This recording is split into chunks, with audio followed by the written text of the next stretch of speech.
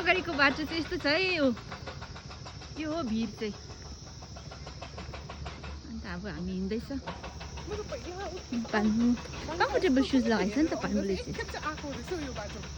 आइला यहाँनिर चिटिक्कै भएर आउँदैछ हो अब that side is Gangtok see how beautiful it looks साह्रै राम्रो है आज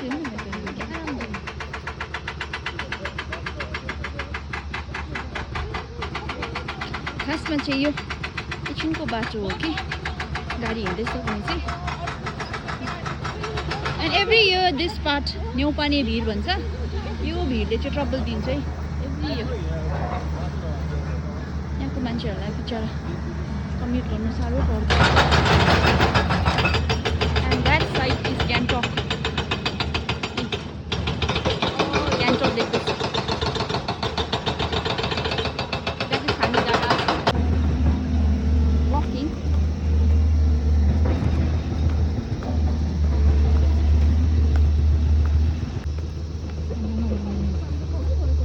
बाटो हेर्नु नि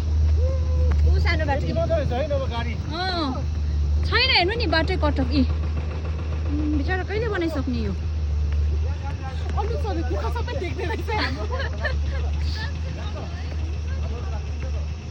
तर यो पाटले चाहिँ जहिले सालैभरि प्रब्लम दिन्छ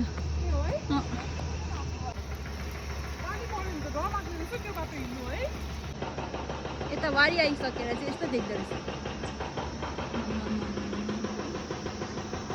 हामी यता वारी आइसक्यो यता हामी डाँडा अन्त कस्तो लाग्यो वारी काटेर आउँदा दिसेन राम्रो लाग्यो पार्नु कस्तो लाग्यो राम्रै लाग्यो डर लाग्यो